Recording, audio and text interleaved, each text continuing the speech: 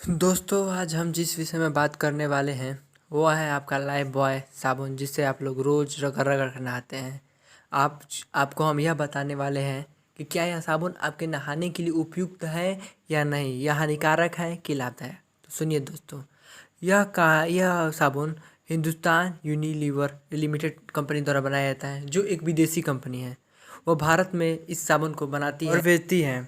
भारत में लगभग हर 3 आदमी में से 2 आदमी इस कंपनी के सामानों का उपयोग करता है। यह कंपनी अपने आमदनी का 67% हिस्सा अपने देश भेज देती है और बाकी बचे हुए हिस्से का प्रयोग हमारे देश में प्रयोग करती है, वो भी अपने लाभ के लिए। यह साबुन हमारे लिए इतना हानिकारक है कि इसका अनुमान इस बात से लगाया जा सकता है कि हम लोगों के देशों से ज़्यादा शिक्षित देश इस साबुन का प्रयोग कुत्ते को धोने के लिए करते हैं। अमेरिका और आदि बड़े देशों में इस साबुन पर बैन लगा हुआ है। भारत में इसे इंसानों के नहाने वाला बढ़िया साबुन प्रचारित कर सालों से बेचा जा रहा है, लेकिन हम आपको इस साबुन के बारे में और विदेशी कंपनी के पूरे खेल के बारे में बताते हैं। दुनिया में 3 तरह के साबुन होते हैं। पहला बाथ सोप, जिसे इंसान नहाते हैं। दूसरा होता है टॉयलेट सोप, जिससे हाथ धोए जाते हैं। और थर्ड होता है कार्बोलिक सोप, जो जानवरों को धोने के लिए उपयोग किया जाता है। और यह लाइफबॉय कार्बोलिक सोप है। जिस लाइफबॉय से यूरोप के देशों में कुत्ते, बिल्ली, घोड़े आदि जानवरों को नहलाया जाता है, उसे भारत में लोग रगड़ रगड़ कर नहाते हैं। अगर आपको इस लाइफबॉय की सच्चाई जाननी हो तो नहाने के बाद थोड़ी देर धूप में खड़े हो जाइए और उसके बाद अपने त्वचा पर अपने नाखूनों से खुरेचिए। आपके त्वचा पर सफ़ेद धारी बन जाएगी। यह क्यों होता है? क्योंकि यह साबुन कार्बोलिक साबुन है और यह आपके त्वचा में तैलीय ग्रंथियों को ख़त्म कर देता है, जिससे आपकी त्वचा रूखी हो जाती है और यह भविष्य में आपके त्वचा विभिन्न प्रकार के दाग धब्बे और फोड़े फुंसियाँ उगने लगते हैं। हमारा लगाव इन साबुनों के प्रति इसलिए बढ़ता है क्योंकि मान लीजिए हम लोग एक न्यूज़ देख रहे होते हैं। न्यूज़ 3 मिनट का होता है, 3 मिनट के बाद ब्रेक आता है, ब्रेक में इस साबुन का प्रचार मिलता है। फिर न्यूज़ देखते हैं, न्यूज़ तो चेंज हो जाता है लेकिन ये साबुन का प्रचार तो बार बार आता रहता है।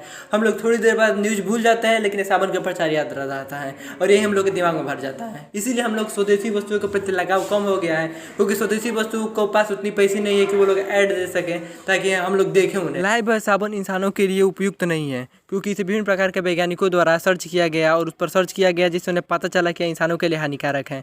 और हम लोग प्रचार देखते हैं, ऐड में हम लोग देखते हैं, क्या कहते हैं कि यह साबुन धूल में छिपे कीटाणुओं को धोता है। धूल में छिपे कीटाणु को धोता है, धूल को भी नहीं धोता है और कीटाणुओं को धोता है, मारता नहीं है। और एक प्रचार क्या है कि भाई लाइफबॉय जहाँ तंदुरुस्ती वहाँ। अगर लाइफबॉय से ही तंदुरुस्ती मिलती साला हम लोग खाते क्यों है?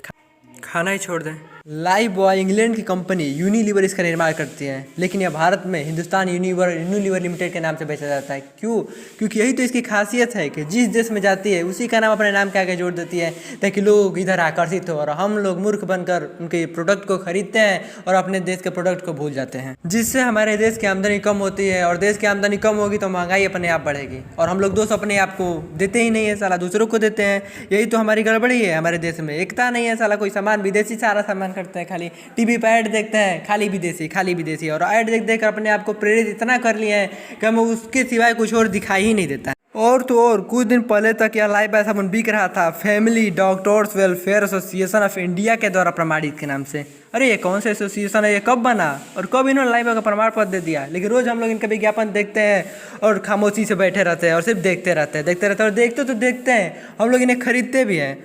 हमें दुख इस बात का भी है कि ये कंपनियां हमें लूट रही हैं, लेकिन सबसे बड़ा दुख तो ये है कि ये तो लूट रही है और हम लोग खुद उनके पास लूटने के लिए जा रहे हैं अपने आप को।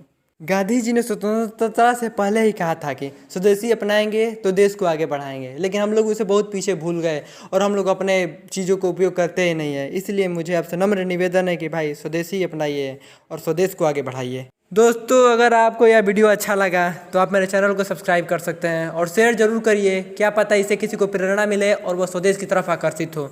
अगर बुरा लगा तो कोई बात नहीं, माफ़ कीजिएगा।